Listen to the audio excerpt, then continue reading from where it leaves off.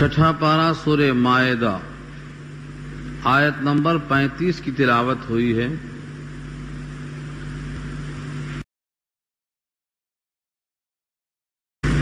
اس رکوع میں کل 8 آیتیں ہیں۔ پہلی آیت میں لفظ وسیلہ آ جانے کی وجہ سے یہ معرکۃ العرب بحث کا موضوع بن جاتی ہے۔ قرآن کریم میں اس موقع پر اس لفظ کا استعمال اگر تحقیق کی نگاہ سے دیکھا جائے تو اوپر تذکرہ آ چکا تھا فساد فی الارض، یعنی ڈاکہ زنی کرنے والوں کے لیے کہ ان کے ہاتھ کاٹے جائیں، جلا وطن کیے جائیں وغیرہ وغیرہ، اور بعد میں آ رہا ہے چوری کرنے والے مرد عورت ان کے ہاتھ کاٹنے کا تذکرہ۔ درمیان میں اللہ کا خوف اور تقویٰ پیدا کرنے کا حکم دیا گیا، کیونکہ جب تک تقویٰ پیدا نہ ہو، آخرت کی فکر نہ ہو، آدمی اپنے آپ کو گناہوں سے بچا نہیں سکتا۔ سب سے زیادہ مؤثر اللہ کا خوف ہے، تو تقوی کی دعوت دی گئی ہے۔ اس تقوی کے حصول کے لیے اللہ کی طرف قربت کے لیے وسیلے کو تلاش کرنے کا حکم دیا ہے، اور وسیلے کے معنی ہر وہ عمل جس سے اللہ کی قربت حاصل ہو، یہ مفسرین نے بیان کیے ہیں۔ ویسے اس لفظ میں جو گنجائش ہے بہت وسیع ہے۔ قرآن کریم کی آیتوں میں اگر غور و خوض کیا جائے تو بہت ہی معانی اور بہت ہی گہرائی کے ساتھ ہم آگے بڑھ سکتے ہیں، کیونکہ اس آیت پر جو موضوع ہے وسیلہ، اکثر لوگ غفلت میں ہیں اور کچھ لوگ افراط اور تفریط میں ہیں۔ کچھ وسیلے کا انکار کرتے ہیں اور کچھ اصل کو چھوڑ کر وسیلے پہ انحصار کرتے ہیں۔ ان دونوں کے درمیان جو توازن ہے یا اعتدال ہے، بیلنس ہے، اور جو اللہ و رسول نے ہمارے واسطے ہدایتیں نافذ کی ہیں، انشاءاللہ اس آیت میں جتنی گنجائش ہے اس کے علاوہ دیگر آیات اور احادیث کی روشنی میں ہم اس کو پہلے حل کریں گے، اس کے بعد آگے بڑھیں گے۔ سب سے پہلے ہم ترجمہ کرتے ہیں لفظی اعتبار سے۔ یا ایھا الذین آمنوا، یا حرف ندا ہے، اور ایھا ندا کے ساتھ کثرت سے استعمال ہوا ہے تفخیم شان کے لیے۔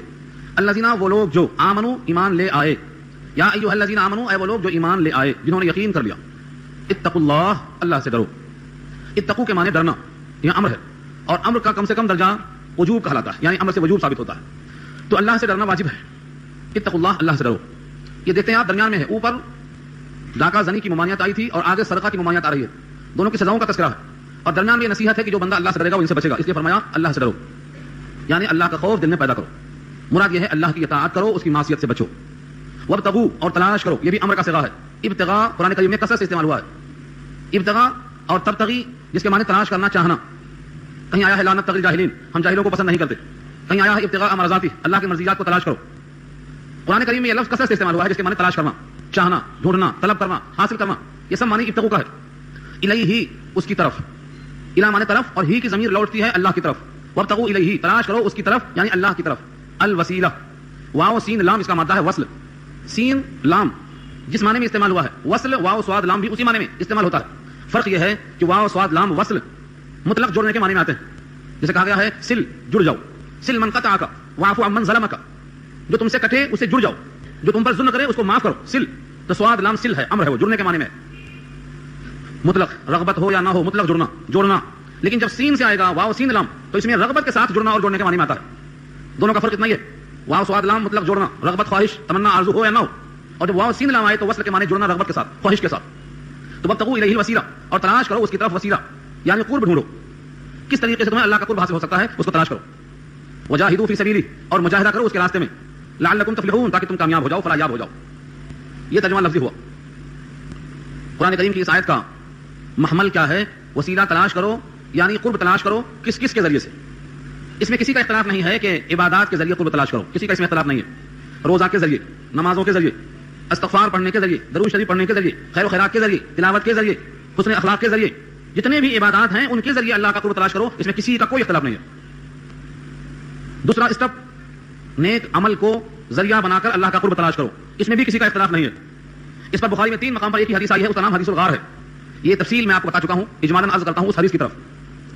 ایک مقام ہے بخاری میں حدیث الغار کہا جاتا ہے، اور وہ روایت 3 مقام پر 3 وجہوں سے آئی ہے۔ جب پوری حدیث سنا دوں گا تو بتاؤں گا کہ 3 وجہ یہ ہیں، اس لیے 3 مقامات پر کہاں آئی ہے۔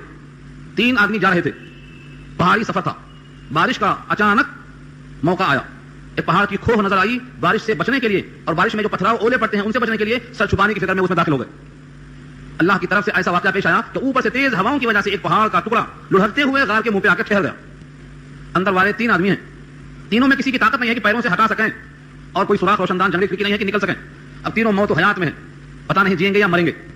اس فکر میں وہ اللہ کی طرف متوجہ ہوتے ہیں اور تینوں باہم مشورہ کرتے ہیں، کیونکہ مشورے میں خیر ہے۔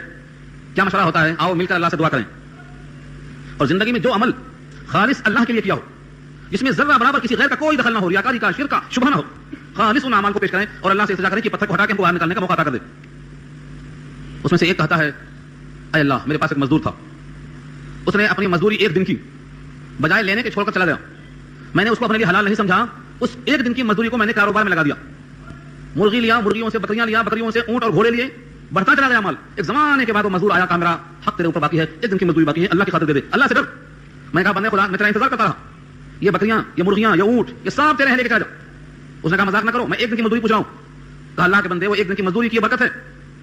جب اس کو یقین آ گیا کہ واقعہ یہ سنجیدگی دینا چاہتا ہے, مذاق نہیں کرتا ہے, تو صاحب لے کر چلا گیا اور اس نے خوشی خوشی اس کا حق اس کو دے دیا.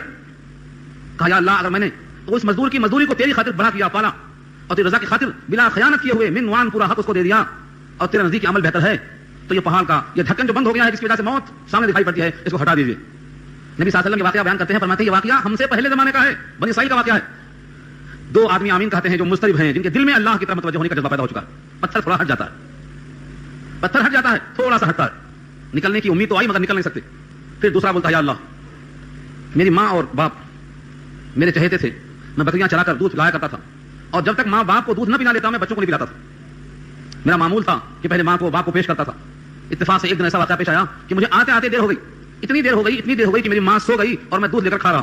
جگانا مناسب نہ سمجھا, اس خیال میں کہ جب اٹھے گی جب پلاؤں گا. میرے بچے میرے قدموں میں لوٹ لوٹ کر روتے رہے, مگر میں ماں کو مقدم کرنے کی عادت پر مجبور تھا. راتوں بھر کھا رہا. آخرکار ماں نہیں اٹھی, رات وہی گزر گئی اور میں رات بھر کھا رہا.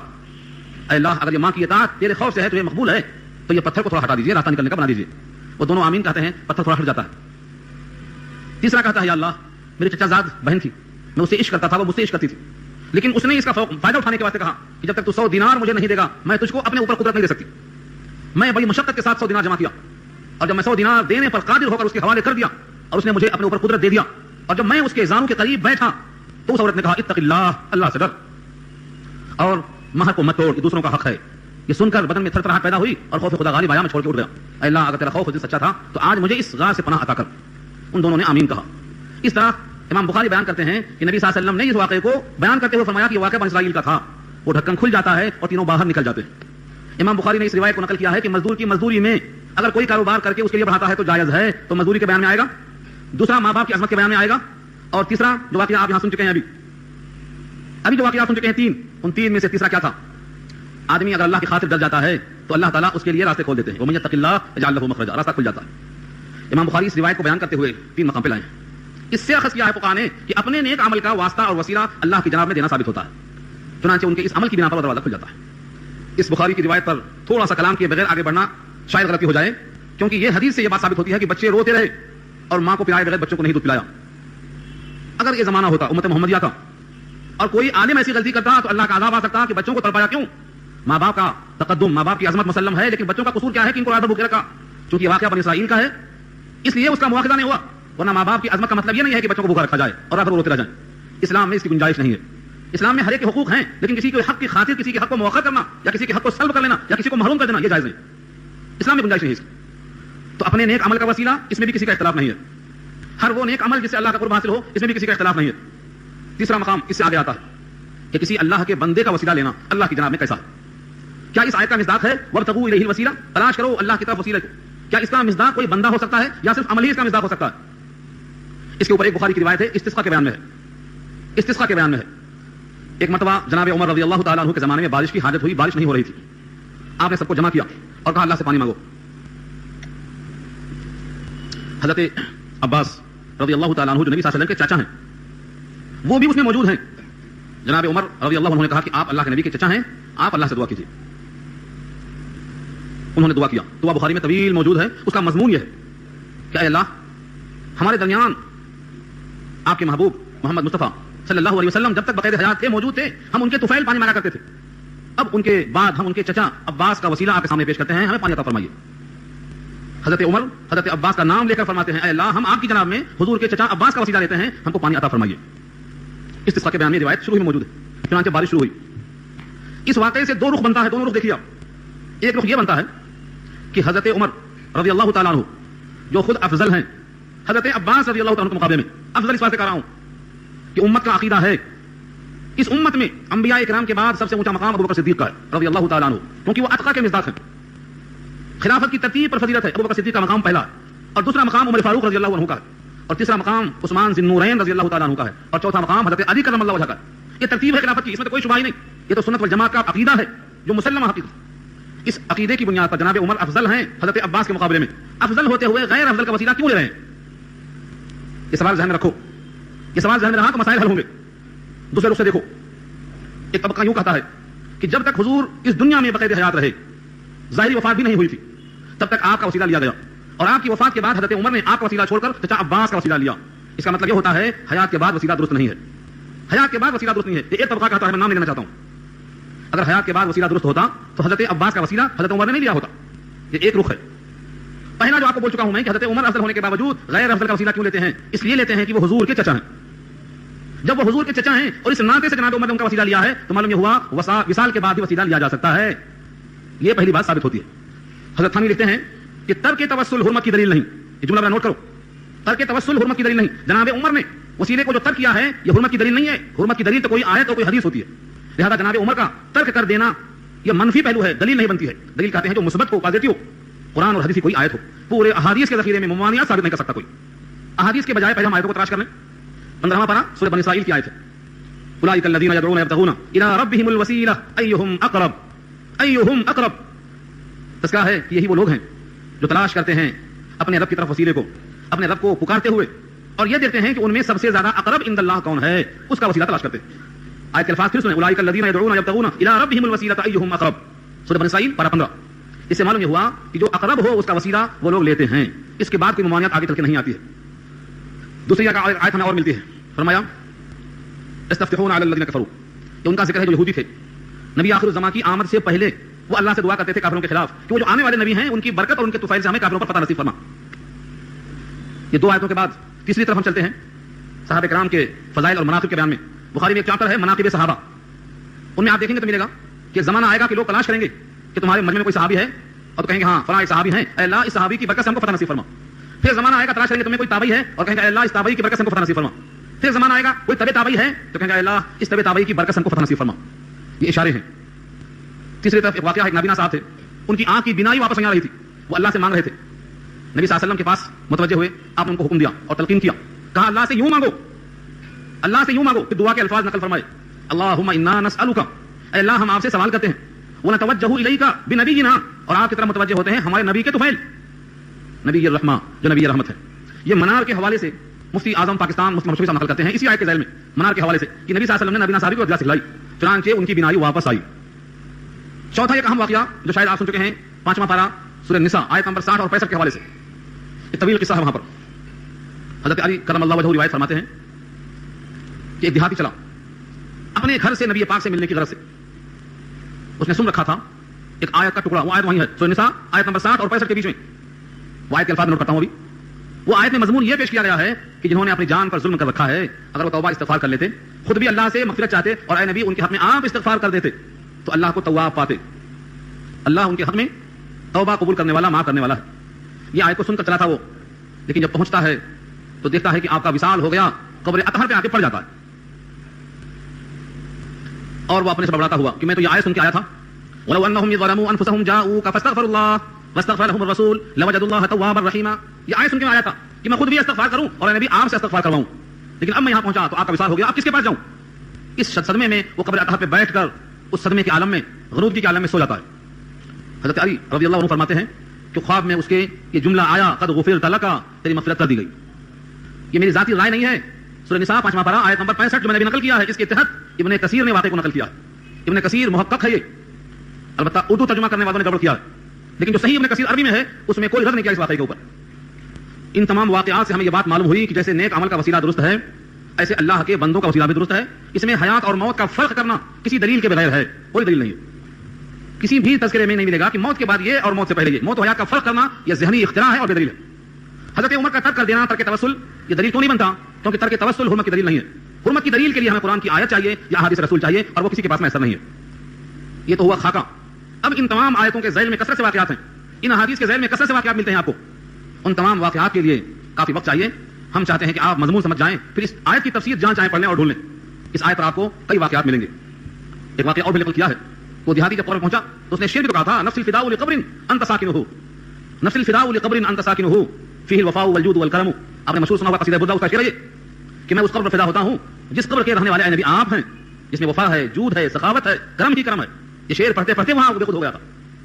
تو واقعہ طویل ہے، آیت کے الفاظ پر غور کریں، اس سے اخذ کیا جا سکتا ہے۔ بطور خلاصے کے دو باتیں عرض کرتا ہوں، ایک ہے وسیلہ اور ایک ہے اصل۔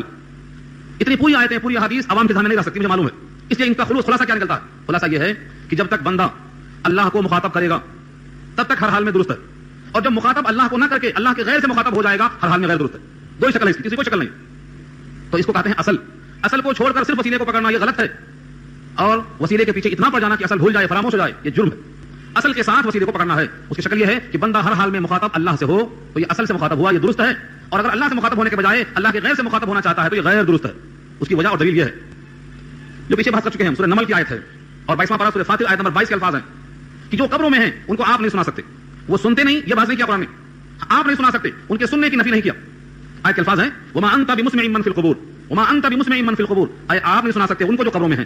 یہ نہیں کہا کہ وہ سن نہیں سکتے جو قبروں میں ہیں، نہ سورہ نمل کی آیت میں ہے نہ سورہ فاطر کی آیت میں ہے، ہر مقام پہ یہی ملے گا، آپ نہیں سنا سکتے۔ آگے فرمایا ولکن اللہ یسمع من یشاء، ہاں اللہ جتنا چاہے سنا سکتا ہے، اللہ جتنا چاہے سنا سکتا ہے، جس کو چاہے سنا سکتا ہے، اور وہ کیا ہے جو نبی نے بتا دیا، جب قبرستان جاؤ تو یوں کہو السلام علیکم اہل القبور کہو، یہ سنتے ہیں وہ، اس کا جواب دیتے ہیں، اور اگر آدمی پہلے سے متعارف تھا تو اس کو پہچان کر خوشی مناتے ہیں، اور اگر شہید ہو کر گیا ہے اور شہیدوں کی لائن پر پیچھے اور لوگ شہید ہونے پر تیار ہیں تو شہداء کو ان سے فرحت حاصل ہوتی ہے۔ آل عمران 4 پارہ وَيَسْتَبْشِرُونَ بِالَّذِينَ لَمْ يَلْحَقُوا بِهِم مِّن خَلْفِهِم، یہ ٹکڑا ہے آیت کا، استبشار کے معنی خوشیاں حاصل کرتے ہیں ان سے جو ان کے پیچھے آ رہے ہیں اس رنگ کہ جیسے ہم شہید ہوئے اور مکرم بن گئے، مغفرت ہو گئی، اعزاز نصیب ہوا، ایسے ان کا بھی حال ہے کہ ایمان کے ساتھ شہید ہونے والے ہیں اور بھی معزز ہوں گے، مکرم بنیں گے، استبشار حاصل ہوتا ہے۔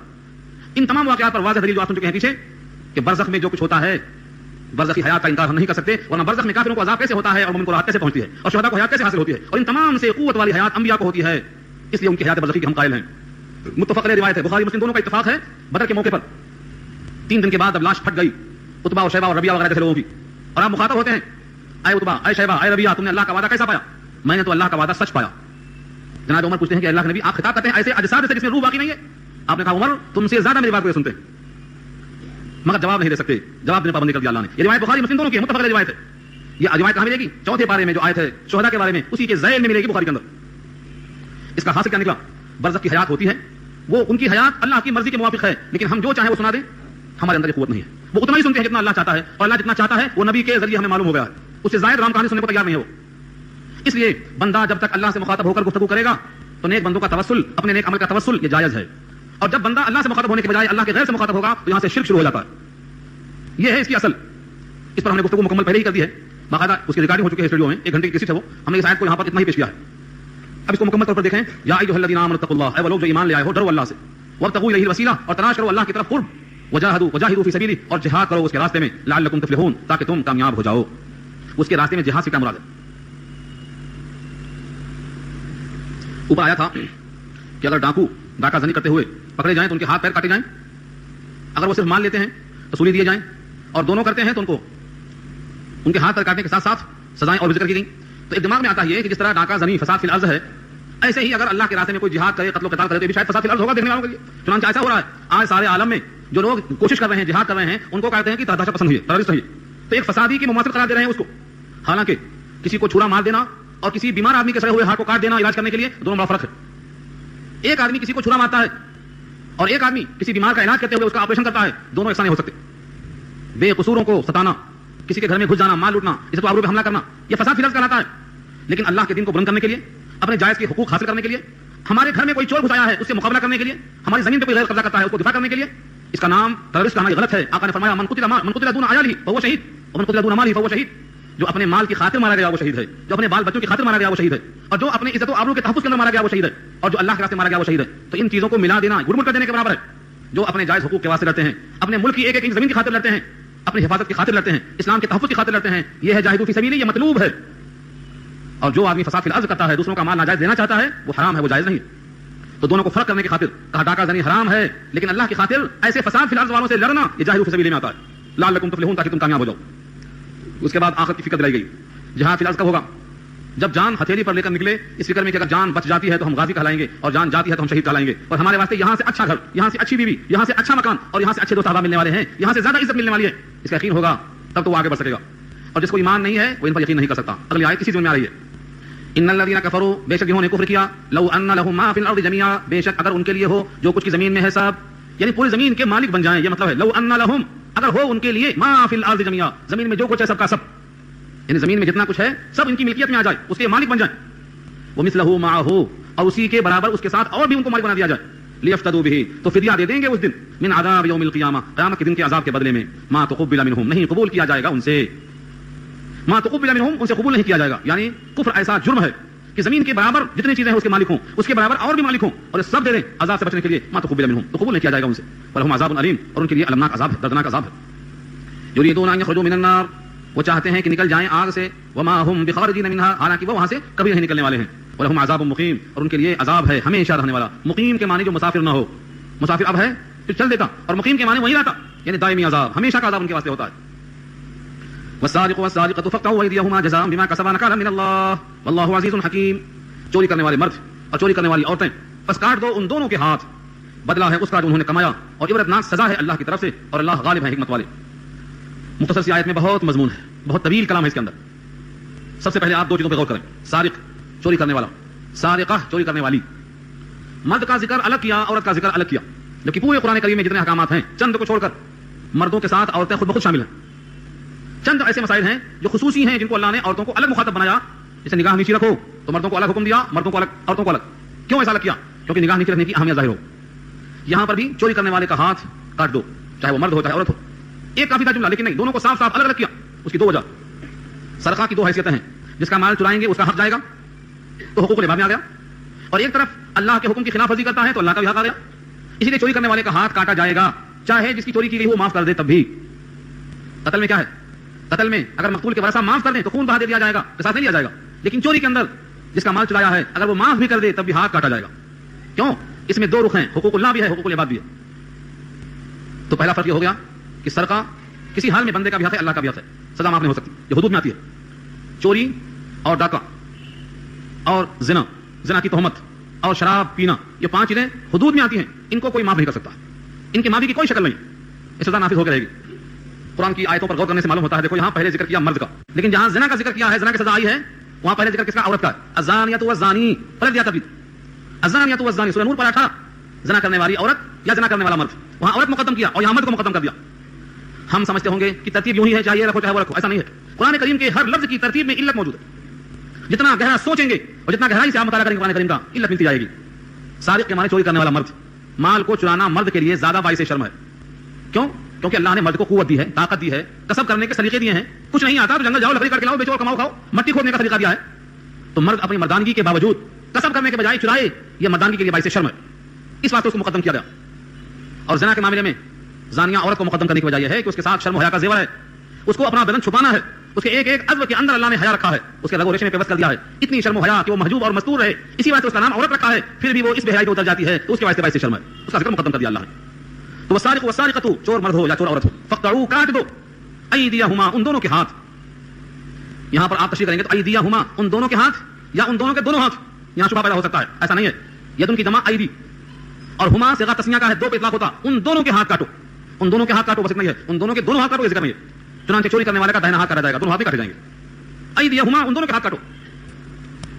اس سزا کو دیکھ کر اہل یورپ مذاق اڑاتے ہیں اسلام کا اور کہتے ہیں دیکھو زنا کر دیا تو سنگسار کر دو، پتھروں سے مار مار کے ہلاک کر دو، چوری کیا تو ہاتھ کاٹ دو، اور قتل کر دیا تو خون بہا دے کر چھٹی لے لو. یعنی قتل سے زیادہ اہمیت ہے چوری کی اور زنا کی. یہ مذاق اڑاتے ہیں اہل یورپ. اور ہمارے مسلمان بھائی قرآن پڑھتے ہی نہیں کہ علت سمجھ میں آئے. قرآن پڑھے تو معلوم ہوتا کہ کس حکم میں کیا علت ہے. سوال سمجھ میں آیا نہیں سمجھ میں آیا؟ ایک آدمی نے کسی کو قتل کر دیا، اب مقتول کے ورثہ اگر 100 اونٹ کے برابر مال دے دیں تو چھٹی معافی ہو سکتی ہے اس کی، جس کو خون بہا کہتے ہیں. خون بہا لے کر وہ معاف کر سکتے ہیں، معاف ہو جاتا، قصاص معاف ہو جائے گا. لیکن چوری کرنے والے کا ہاتھ کٹنا ہی کٹنا ہے. شادی شدہ ہونے کے بعد زنا کیا تو سنگسار ہونا ہی ہونا ہے، اس کو معاف کریں تو بھی معاف نہیں کر سکتے. تو گویا زنا میں ایک جز استعمال ہوا، چوری میں صرف مال کا فرقہ ہوا تو معافی کی کوئی شکل نہیں. اور قتل میں ایک آدمی کا قتل ہو گیا پھر بھی معافی کی شکل ہے. یہ اسلام پہ اعتراض کیا ہے یورپ نے. ان کی مثال یوں کہی جاتی ہے، ایک صاحب نے سوال کیا تھا مچھر کو مارنا کیسا ہے. مچھر آ گیا، خون ہمارا پی کے ہمارے ہاتھ سے مر جاتا ہے، یہ مارنا کیسا ہے. لوگ اونٹ ہضم کر جاتے اور مچھر کو چھان کر پینا چاہتے. دنیا میں ہزاروں بچوں کو یتیم کرنے والے اور لاکھوں عورتوں کو بیوہ کرنے والے اور زمین کو خون سے بھر دینے والے، ان کا منہ ایسا نہیں ہے کہ اسلام پہ اعتراض کیا جائے. ان کو اسلام پہ اعتراض کرنے کا حق نہیں ہے. جن کے پاس آج ایسا حال ہو چکا ہے کہ بیٹے ماں کو نہیں پہچانتے اور باپ کو نہیں پہچانتے، میری ماں کون ہے میرا باپ کون ہے، جن کے پاس نسب کی اور ماں باپ کی عظمت کی اور بھائی بہن کے رشتوں کی حرمت ختم ہو چکی ہے، ان کو اسلام پہ اعتراض کرنے کا کوئی حق نہیں ہے. لیکن اگر کوئی سنجیدگی سے غور کرنا چاہے، دیکھنا چاہے، تحقیق کرنا چاہے تو دروازہ کھلا ہوا ہے اسلام کا. کتاب سب کے واسطے کھلی ہوئی ہے. زنا میں سنگسار کرنے کا حکم اس واسطے ہے کہ نسب بگڑ جاتا ہے اور میراث کی تقسیم میں جھگڑے پیدا ہو جاتے ہیں اور نسلاً بعد نسل وہ جھگڑے پھیلتے جاتے ہیں. اور قتال کے مقابلے میں ایک شخص قتل کر دیا گیا، مقتول کو اس کا خون بہا دے دیا گیا، یہ مقتول کے ورثہ کا حق تھا، وہ اپنا حق چاہے تو معاف کر سکتے ہیں. اور چوری میں یہ حق اللہ ہے، اس وقت اس کا ہاتھ کاٹا جاتا ہے تاکہ معاشرے کے اندر برائی ختم ہو جائے. آج یہاں سامان کوئی محفوظ نہیں ہے، لیکن جہاں چور کا ہاتھ کٹنے کا ڈر ہوتا وہاں سونے کی چاندی کی دکانیں کھلی چھوڑ کے چل دیتے ہیں ہمارے لوگ. کوئی ہاتھ نہیں ڈالتا اس میں، کسی کا مال ضائع نہیں ہوتا. لیکن یہ مت سمجھو کہ ہر ایک ہاتھ کاٹ دیا جائے گا، چاہے وہ آپ کا موز دے لیا ہو، کھانے کی چیز دے لیا ہو، گری پڑی چیز دے لیا ہو. ایسا نہیں ہے. اس کے ثبوت کے لیے جو شرائط ہیں وہ بڑے سخت ہیں. پہلی شرط یہ ہے کہ جس نے چوری کیا ہے اس کا کسی قسم کا کوئی حصہ اس میں نہ آتا ہو. دوسری شرط یہ ہے کہ وہ مال محفوظ ہو، غیر محفوظ مال نہ ہو. تیسری شرط یہ ہے کہ اس کے گواہ چشمدید ہوں، اسے گواہ باقاعدہ ہوں اور کسی قسم سے کوئی شبہ اس کے اندر موجود نہ ہو. اور چوتھی شرط یہ ہے کہ اس مال کی مقدار کم سے کم 10 درہم کے برابر پہنچتی ہو اور وہ چیز کھانے پینے کی چیزوں میں سے نہ ہو. وہ تمہارے گھر کا اندر جانے آنے والا نوکر بھی نہ ہو کہ جس کو اجازت دی گئی ہے پہلے سے آنے جانے کی. اس قسم کے بے شمار شرائط ہیں، قیود ہیں، کیونکہ یہاں اس کی حاجت نہیں ہے. اس بات میں اتنی بات اکتفا کرتا ہوں. اگلا ٹکڑا فرمایا جزاء بما کسبا، یہ بدلہ ہے اس کا جو ان دونوں نے کمایا، ان کے کرتوت کا بدلہ ہے. یعنی ہاتھ کا کٹنا ان کے کسب کا صلہ ہے. اب سوال یہ ہے کہ اس کی سزا آخرت میں ملے گی کہ نہیں ملے گی. یہاں چوری کیا، ہاتھ کاٹا گیا، ایک عمل تھا، صلہ مل گیا. اب اس چوری کی سزا آخرت میں ملے گی کہ نہیں ملے گی؟ سوال ذہن میں رکھو. اگلا ٹکڑا دیکھو، نکال من اللہ. نکال کے معنی وہ سزا جو عبرت خیز ہو، ایک کو دیکھ کر لوگ ہوشیار ہو جائیں، اس کو نکال کہتے ہیں. عبرت ناک سزا جسے ہم بولتے ہیں اردو میں. اکثر و بیشتر کیا ہوتا، لوگوں کو رحم آتا ہے، بیچارہ ہاتھ کاٹ دیا گیا، بیچارے کا سنگسار کر دیا گیا، اب بیچارہ ایسا ہو، بیچارہ ویسا. اللہ فرماتے ہیں جب اللہ کی حدود قائم کی جائیں تو تمہارے دل میں اس بندے پر رحم کرنے کے بجائے یہ سوچنا کہ جس اللہ نے حکم دیا ہے اس کے ساتھ ایسا کرنے کا، وہ اللہ تم سے زیادہ غفور الرحیم ہے. اللہ کے الفاظ سورہ نور میں ہیں وَلَا تَأْخُذْكُمْ بِهِمَا رَأْفَةٌ فِي دِينِ اللَّهِ، تم کو رحمت نہ پکڑے ان دونوں کے ساتھ اللہ کے حدود قائم کرنے کے بارے میں، کیونکہ تم کو نہیں معلوم کہ ایک ہاتھ کٹنے سے سب کے مال محفوظ ہو جائیں گے اور ایک کو سنگسار کرنے سے لاکھوں عزتیں محفوظ ہو جائیں گی. تم کو یہ نہیں معلوم، اس لیے تم زیادہ ہمدردی کا اظہار مت کرو، اس اللہ پہ نگاہ رکھو. اس لیے آگے فرمایا واللہ عزیز حکیم، اللہ غالب حکمت والے ہیں. ایک آدمی سوچ سکتا ہے یہاں پر اللہ کی دو صفتیں ہیں، ایک حکیم ایک عزیز، یہ کیوں ظاہر کی گئی؟ یوں کہتے ہیں اللہ ہر شے پہ قادر ہے، قدرت سے حکم دے رہا ہے، لیکن نہیں، اس واقعے کے ساتھ اللہ نے فرمایا عزیز اور حکیم. بظاہر دکھائی دیتا ہے کہ چور کا ہاتھ کاٹ لینا یہ جبر و اکراہ ہے، زبردستی ہے، طاقت کا غلبہ ہے. فرمایا نہیں، حکیم کا حکم ہے، حکمت سے خالی نہیں ہے، یہ اس کا حکم حکمت سے بھرا ہوا ہے. یہ مت سمجھو کہ حکم جبرانہ ہے. یوں تو اللہ عزیز ہے، غالب ہے، اس کے اوپر کوئی غلبہ نہیں پا سکتا، لیکن اس کا حکم حکمت سے بھرا ہوا ہے، وہ حکیم کا حکم ہے. اس میں حیات ہے، اس میں لوگوں کے واسطے عفت ہے، لوگوں کے واسطے سکون اور عافیت ہے. اب سوال باقی یہ ہے کہ دنیا میں تو اس کا ہاتھ کاٹ لیا گیا، آخرت میں سزا اس پر ہوگی کہ نہیں ہوگی؟ مفسرین کی رائے یہ ہے جس سزا پر دنیا میں انسان کو سزا بھگتنا پڑتا ہے اس سزا کا تعلق ختم ہو جاتا ہے. آخرت میں اللہ تعالیٰ اس کو معاف کر دیں گے، اس پر مواخذہ نہیں کریں گے. اس کی مثال دیتا ہوں، یہ واقعہ آپ سن چکے ہیں، دوبارہ تازہ کر لیں. ایک صحابی کا نام ہے حضرت ماعز اسلمی. حضرت ماعز کو زنا کی وجہ سے سنگسار کیا گیا اور پہلا ایک ہڈی کا حصہ پھینک کر مارا حضرت سیف اللہ نے اور پیشانی پہ نکلا خون کا فوارہ، چہرے پہ لگا واپس. تو انہیں کچھ الفاظ سخت الفاظ آقا تک اطلاع پہنچی. آپ نے کہا تمہیں نہیں معلوم کہ اس نے جو توبہ کی ہے اگر وہ توبہ تقسیم کر دی جائے تو سارے مدینے والوں کے واسطے کافی ہو جائے. ایک آدمی کی توبہ، نبی کی گواہی کہ اگر تقسیم کی جائے تو سارے مدینے والوں کی مغفرت کے واسطے کافی ہو جائے. اس جملے کا مطلب یہ ہے کہ یہ جو سزا ہے یہ اس کے عمل کا صلہ یہاں مل چکا، اس پر مواخذہ اب نہیں ہوگا. مگر شرط یہی ہے کہ اس گناہ پر سزا کے ساتھ ندامت آ جائے دل میں. اصل ندامت ہے جس کی بنا پر کہا گیا ہے. ہاں سزا ملنے کے بعد جری ہو گیا، جیسے آج ہمارے پاس لوگ سزا کرنے واسطے جیلوں میں جاتے ہیں اور جیل میں بیٹھ کے پلاننگ کرتے ہیں کہ اس کو پھر سے کریں گے اور اس کو اب اس طرح کریں گے. تو ہلکی سزاؤں کا بڑاپن یہی ہے کہ مجرم کو عبرت نہیں ہوتی، پلاننگ اور تیز کر دیتا ہے وہ. اور جب سزا مناسب ہوتی ہے تو لوگوں کو عبرت ہوتی ہے، دل میں پشیمانی ہوتی ہے، اس کو بھی فکر ہوتی ہے، غیروں کو فکر ہوتی ہے. اس واسطے فرمایا واللہ عزیز حکیم، اللہ غالب حکمت والے. فمن تاب من بعد ظلمه، اور جس نے توبہ کر لیا اپنے ظلم کر چکنے کے بعد، اپنے ظلم کر چکنے کے بعد جس نے توبہ کر لیا، وہ اصلح اور سنوار لیا خود کو، فإن اللہ یتوب علیہ، تو بے شک اللہ اس پر متوجہ ہو جاتے ہیں. یتوب علیہ، توبہ کا صلہ دو آتا ہے. تابہ یتوب، توبہ کے معنی توبہ کرنا. کب؟ جب الی اللہ آئے، تابہ الی اللہ، توبوا الی اللہ، توبہ کیا اللہ کی طرف تو معنی توبہ کرنا. اور جب توبہ کا صلہ علی آ جائے تو اللہ نے اس کی توبہ قبول کر لیا. یتوب علیہ، اللہ اس کی توبہ قبول کر لیتے ہیں. ان اللہ غفور الرحیم، بے شک اللہ غفور الرحیم ہیں، یعنی مغفرت کرنے والے ہیں اور رحم کرنے والے ہیں. اس کے بعد کی آیت میں اوپر کے احکامات کی علت کو بیان کیا ہے کہ چوری کسی کی ہو مگر اس کا ہاتھ کاٹنے کا حکم اللہ دے رہے ہیں. ساری کائنات میں کسی کی چوری ہو، کسی کا مال جائے، اس کا ہاتھ کاٹنے کا حکم اللہ کیوں دے رہے ہیں؟ اس کی علت بیان ہو رہی ہے. کیا تم کو نہیں معلوم ان اللہ الم تعلم ان اللہ، کیا تم نہیں جانتے ہو کہ بے شک اللہ لہ ملک السماوات والارض، زمین و آسمان کی ہر شے اسی کی ملکیت ہے. یعذب من یشاء، جس کو چاہے عذاب دے، ویغفر لمن یشاء، اور جس کی چاہے مغفرت کر دے. واللہ علی کل شیء قدیر، اللہ ہر شے پہ قادر ہے. یہ علت ہے کہ زمین و آسمان کی ہر شے اس کی ملکیت میں ہے، اس کے بندے اس کی مملوک ہیں. ان بندوں میں سے کسی کا مال گیا تو گیا اللہ کی ملکیت میں سے گیا، اس لیے اللہ اس بندے کی طرف سے حق رکھتے ہیں کہ حکم دے اس کے ہاتھ کاٹے جانے کا. اس کے بعد ایک طویل آیت آ رہی ہے، اس میں ایک قصہ بیان کیا ہے یہودیوں کا. یہودی بہت چالاک ہوتے تھے اور اس وقت سے لے کر آج تک ہی حال ہے ان کا. مٹھی بھر یہودی آج بھی پریشان کر رہے ہیں، کائنات کے لوگوں کو پریشان کر رہے ہیں، اور جب بھی ایسا کرتے تھے. تسلی دی ہے اللہ نے اس آیت میں، یا ایھا الرسول، اے رسول صلی اللہ علیہ وسلم، اس سے مراد ذات محمد صلی اللہ علیہ وسلم. یا ایھا الرسول، اے رسول صلی اللہ علیہ وسلم، لا يحزنک، آپ کو حزن نہ پیدا کرے، لا يحزنک، آپ کو غمزدہ نہ کرے، لا يحزنک، آپ کو محزون اور مغموم نہ کرے. الذین یسارعون فی الکفر، جو لوگ کفر میں سرعت کرتے ہیں، جو لوگ کفر میں دوڑ دھوپ کرتے ہیں. من الذین قالوا، ان لوگوں میں سے جنہوں نے کہا آمنا بافواہہم، ہم ایمان لے آئے. آمنا، ہم ایمان لے آئے. ہم اور آپ بھولے بھالے مسلمان مان لیتے. اللہ فرماتے ہیں یہ ان کا ایمان کہاں سے آیا؟ بافواہہم. افواہ فوہن کی جمع ہے، ان کے منہ کا ایمان ہے، قلب کا ایمان نہیں ہے. آمنا بافواہہم، اپنے منہ سے وہ کہتے ہیں ہم ایمان لے آئے. ولم تؤمن قلوبہم، ان کے قلوب مومن نہیں ہے. ایسی جب آیتیں آتی ہیں تو دل مچل جاتا ہے. امام اعظم ابو حنیفہ رحمۃ اللہ علیہ فرماتے ہیں محل ایمان تو قلب ہے.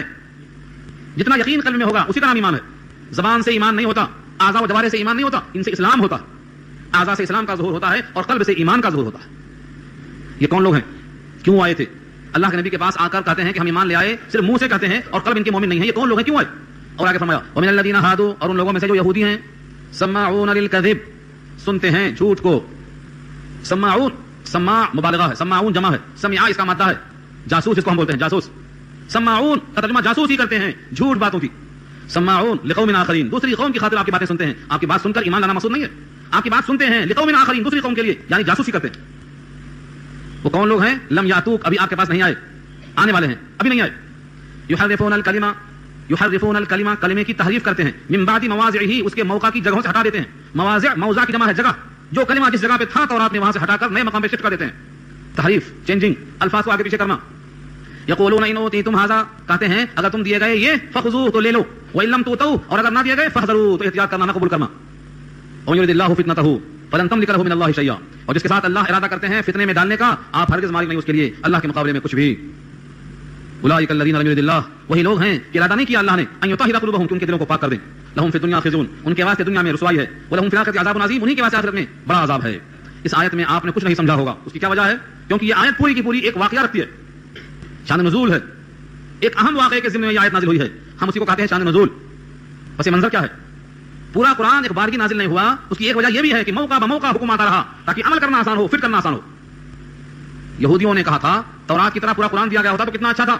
اللہ فرماتے ہیں جو تھوڑا تھوڑا دے سکتا وہ پورا بھی دے سکتا. جو تورات انجیل زبور دے سکتا تھا وہ قرآن بھی دے سکتا تھا. لیکن تمہارا بھی فائدہ ہے، حالات کے مطابق جب آیت نازل ہوتی کہ اس واقعے میں، اس حالت میں یہ حکم اللہ کا ہے تو عمل کرنا آسان ہو جاتا. صحابہ کرام اسی واسطے عمل کے عادی ہو گئے تھے. جب بھی کوئی آیت آتی پہلے عمل تو آگے بڑھتے. تو اس واقعے کا بڑا عظیم پہلو ہے. آپ کو معلوم ہے جب مکے سے ہجرت کر کے مدینہ تشریف لائے ہیں، آپ کے ساتھ صحابہ کرام بھی ہیں. مدینے میں بنو قریظہ اور بنو قینقاع اور بنو نذیر، یہ تین قبیلے یہودیوں کے تھے پہلے سے. ان تینوں میں چکمک چلتی تھی جیسے اوس اور خزرج میں چلا کرتی تھی. بنو نذیر طاقتور تھے، بنو قریظہ کمزور تھے، اور اسلام کے غلبے سے پہلے دنیا کا یہ حال تھا کہ بڑی مچھلی چھوٹی مچھلی کو کھا لیا کرتی تھی. ہر طاقتور کمزور پر ظلم کرتا تھا، یہاں تک کہ عورتوں کو بیچ دیا کرتے تھے. بکریوں کی طرح عورتوں کو بھی تقسیم کرتے تھے مال غنیمت کی طرح. اسلام کے آنے سے پہلے ہر قسم کا ظلم ہوتا تھا. کہیں گھوڑا آگے بڑھانے پہ جھگڑا، کہیں پانی پینے پلانے پہ جھگڑا. قبیلے کا بت جدا تھا، کسی کا ہوبل تھا، کسی کا صفا تھا. یہ عزا پہ وہ نائنا پر پھیلا تھا. بس جھگڑے کی کوئی علت نہیں، جھگڑا شروع. تو بنو قریظہ کمزور تھے، بنو نذیر طاقتور تھے. بنو نذیر نے کہا تھا اگر تم نے ہمارا ایک آدمی قتل کیا تو تمہارے ہم دو قتل کریں گے. اگر تم نے ہمارے غلام کو مارا تمہارے آزاد کو ماریں گے. اگر ہماری عورتوں میں سے کسی اور کو قتل کیا تو تمہارے مردوں کو ماریں گے. اگر ہمارا کوئی آدمی تم مارتے ہو تو 60 وسق دینا. وسق پیمانہ ہے، 5 من تقریباً ہوتا ہے. اور اگر تم نے ہمارا آدمی قتل کیا تو تم کو 120 وسق دینا پڑے گا. انہیں 2 آدمی کا خون بہا دینا پڑے گا. یہ سب بنو نذیر کا غلبہ تھا. بنو قریظہ مجبور تھے، چلا رہا تھا. بنو قریظہ کا ایک آدمی زنا کیا تو اس کو سنگسار کر دیا گیا. بنو نذیر کا ایک آدمی یہی غلطی کیا تو بنو نذیر نے کہا اس کو سنگسار نہیں کرنا. بنو قریظہ نے کہا کیوں؟ اب تک ہم ظلم سے آئے ہیں لیکن اب تمہارا ظلم ہم برداشت نہیں کریں گے. اگر سنگسار جائز تھا، پہلا تم نے کیا سنگسار، تو اس کو سنگسار کرو. اور اگر جائز وہ نہیں تھا تو یہاں کیوں کیا تم نے سنگسار؟ یہ مقدمہ پھنس گیا. ادھر نبی پاک مدینہ میں آ چکے تھے، اگرچہ آپ کا غلبہ بھی نہیں ہوا تھا، ابھی داخل ہوئے تھے. بنو قریظہ بنو نذیر کسی سے کوئی معاہدہ بھی نہیں ہوا تھا، محالفہ نہیں ہوا تھا، لیکن لوگوں کو امید ہو گئی تھی کہ مصطفیٰ آ گئے ہیں، اب ان کی چھاؤں اور ان کی رحمت پھیلے گی. بنو قریظہ کی ہمت آ گئی تھی کہ نہیں اب برابر صبر ہوگا.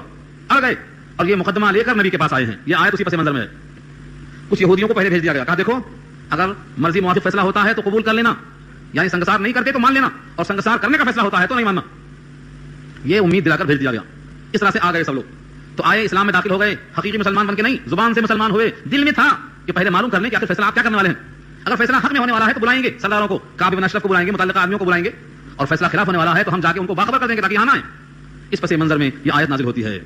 اس آیت کے الفاظ میں بڑے مفاہیم ہیں، بڑے معنی ہیں. ترجمہ تو میں کر دیا ہوں لیکن اس کے اندر اور بھی اہم واقعات ہیں. وقت ہو گیا ہے، انشاءاللہ اس کو ہم آئندہ ہفتے میں بحث کریں گے. اللہ تعالیٰ عمل کرنا آسان